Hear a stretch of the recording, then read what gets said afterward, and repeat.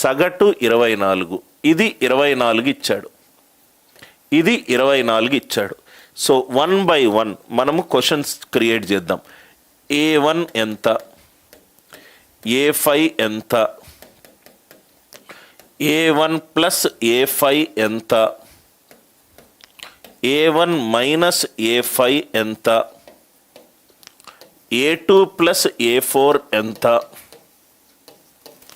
A2 minus A4 ఎంత. ఆ ఇచ్చిన క్వశ్చనే కాదు, ఆ క్వశ్చన్లో ఎటువంటి క్వశ్చన్ ఇచ్చినా మనం సాల్వ్ చేయగలగాలి. మీకు కాన్సెప్ట్ అర్థమవుతే ఎటువంటి క్వశ్చన్ ఇచ్చినా సాల్వ్ చేస్తారు. మొత్తం ఎన్ని నంబర్లు ఉన్నాయి? A1, A2, A3, A4, A5. మొట్టమొదటగా మనం అబ్జర్వ్ చేయాల్సింది ఏంటంటే ఇచ్చిన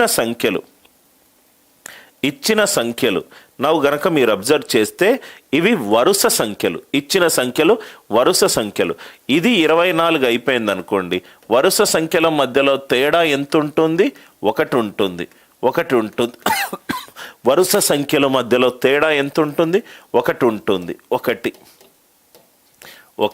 సో తేడా ఎప్పుడూ కూడా కాన్స్టెంట్. తేడా కాన్స్టెంట్ కాబట్టి లెఫ్ట్ సైడ్ నుంచి మొట్టమొదటి వాల్యూ, రైట్ సైడ్ నుంచి మొట్టమొదటి వాల్యూ డివైడెడ్ బై 2, అదే మనకు సగటు అవుతుంది. అలానే లెఫ్ట్ సైడ్ నుంచి సెకండ్ వాల్యూ, రైట్ సైడ్ నుంచి సెకండ్ వాల్యూ సగటు, అది ఎప్పుడూ కూడా మిడిల్ వాల్యూ అవుతుంది, అది ఎప్పుడూ కూడా మిడిల్ వాల్యూ అవుతుంది. ఈ కాన్సెప్ట్స్ నేర్చుకొని మీరు సొంతంగా క్వశ్చన్స్ క్రియేట్ చేయగలుగుతారు. సో కాబట్టి థర్డ్ క్వశ్చన్ చూడండి. A1 plus A5, A1 plus A5 ఏమైంది? 2A3, 2 into 24, 48, 2 into 24, 48. Are you all with me? Now second one, A2 plus A4, A2 plus A4 ఎంత? 2A3, 2 into 24 ఎంతిది? 48. Third question, fifth question అందరికీ అర్థమైంది కదా sir? Third question, fifth question అందరికీ అర్థమైంది కదా? చాలా జాగ్రత్తగా వినండి, చాలా క్వశ్చన్లు ఈ టైప్లో మీకు ఎగ్జామ్లో అడుగుతారు. A1, A1 ఎలా చెయ్యాలి? మనకు A1, మనకు ఏ వాల్యూ తెలుసు? A3 తెలుసు. A3 నుంచి A1కి వెళ్ళాలి, A3 నుంచి A1కి వెళ్ళాలి. 3 చరరాశులు వరుసగా ఉంటే ఎన్ని గ్యాపులు ఉన్నట్టు? 2 గ్యాపులు ఉన్నట్టు. నేను A3 24 దగ్గర ఉన్నాను, లెఫ్ట్ సైడ్ 2 వెళ్ళాలి, 2 గ్యాపులు దాటాలి, ప్రతి గ్యాప్ విలువ 1. 24 మైనస్ 2 ఎంత? 22. 24 మైనస్ 2 ఎంత? 22. నేను A3 నుంచి A2కి వెళ్ళాలంటే 1 యూనిట్ లెఫ్ట్ సైడ్ తీసుకోవాలి. A3 నుంచి A1కి వెళ్ళాలంటే 2 యూనిట్స్ లెఫ్ట్ సైడ్ తీసుకోవాలి. 24 మైనస్ 2, 22. A5 ఇక్కడి నుంచి ఇంకో 2 గ్యాపులు దాటాలి. ఒరిజినల్గా 24, 2 గ్యాపులు దాటాలి, ప్రతి గ్యాప్ వాల్యూ 2. 24 ప్లస్ 2, దీని ఆన్సర్ ఎంత? 26. దీని ఆన్సర్ ఎంత? 22. దీని ఆన్సర్ ఎంత? 22. అందరికీ అర్థమైందా? అందరికీ ఈ గ్యాప్ అర్థమైందా? రైట్. నవ్ ఇక్కడ చూడండి sir. Next fourth one, A1 నుంచి A5, A1 నుంచి A5 ఇది మాడ్యులస్. A2 నుంచి A4, A5 నుంచి A1 వరకు ఎన్ని గ్యాపులు ఉన్నాయి? 4 గ్యాపులు ఉన్నాయి. ప్రతి గ్యాప్ వాల్యూ ఎంత? 1. ప్రతి అంటే 4 1s are 4, 4 1s are 4. Are ఇక్కడ మీరు చూస్తే 26 మైనస్ 22 4. అలా కూడా చేయాల్సిన అవసరం లేదు. A5 నుంచి A1, A5 నుంచి A1 4 గ్యాపులు ఉన్నాయి. ప్రతి గ్యాప్ వాల్యూ ఎంత? 1. 4 1s are 4. నవ్ ఇక్కడ A2 A4 మధ్యలో, A2 A4 మధ్యలో ఎన్ని గ్యాపులు ఉన్నాయి? 2 గ్యాపులు ఉన్నాయి. ప్రతి గ్యాప్ వాల్యూ ఎంత? 1. 2 1s are ఎంత? 2. అది క్వశ్చన్కి జస్ట్ కాన్సెప్ట్ ఎక్స్ప్లెయిన్ చేయడానికి ఒక క్వశ్చన్ తీసుకున్నాను, కానీ ఆ క్వశ్చన్ నుంచి నేను ఎటువంటి క్వశ్చన్లైనా నేను సాల్వ్ చేయొచ్చు. ఎటువంటి క్వశ్చన్లైనా మీకు ఎట్లయినా అడగొచ్చు sir. A1 plus A5 plus A4 minus A2 plus A5 minus A3 ఈ విలువైనా అడగొచ్చు. లాజిక్ అర్థమవుతే చాలా ఈజీగా చేస్తారు. లెఫ్ట్ సైడ్ నుంచి మొట్టమొదటి వాల్యూ, రైట్ సైడ్ నుంచి మొట్టమొదటి వాల్యూ సమ్ చేస్తే అది 2 ఇంటూ మిడిల్ టర్మ్ అవుతుంది. 2 24s are 48. A4కి A2కి మధ్యలో ఎన్ని గ్యాపులు ఉన్నాయి? 2 గ్యాప్స్ ఉన్నాయి. ప్రతి గ్యాప్ వాల్యూ ఎంత? 2.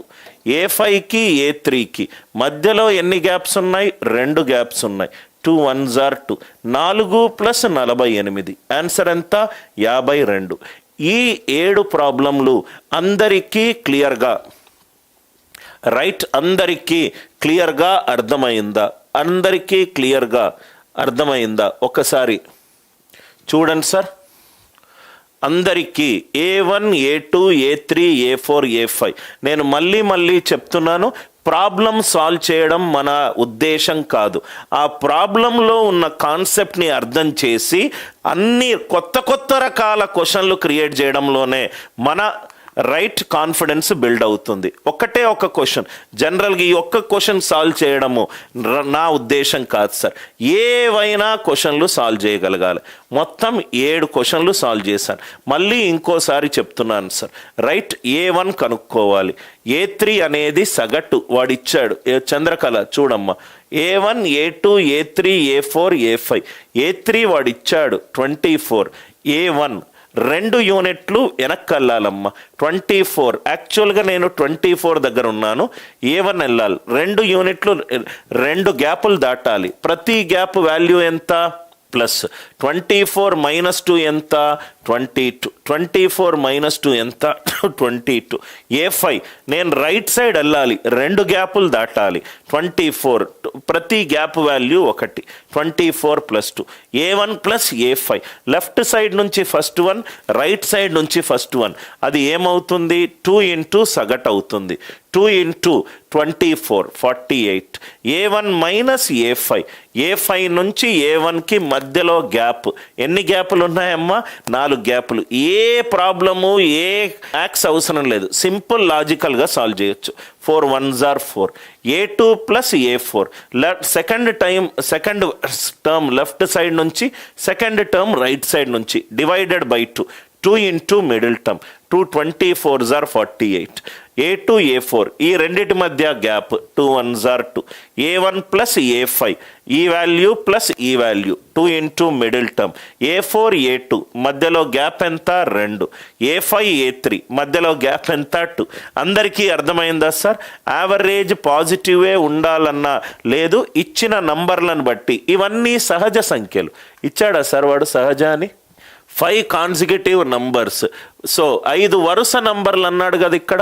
వరుస నంబర్లో మిడిల్ నంబర్ 24 అయితే 2 లెఫ్ట్ 2 రైట్. సో పాజిటివ్ ఉంటుంది. కానీ యావరేజ్ ఎప్పుడూ పాజిటివ్ ఉండాలన్న ఉద్దేశం లేదు. Are you all with me?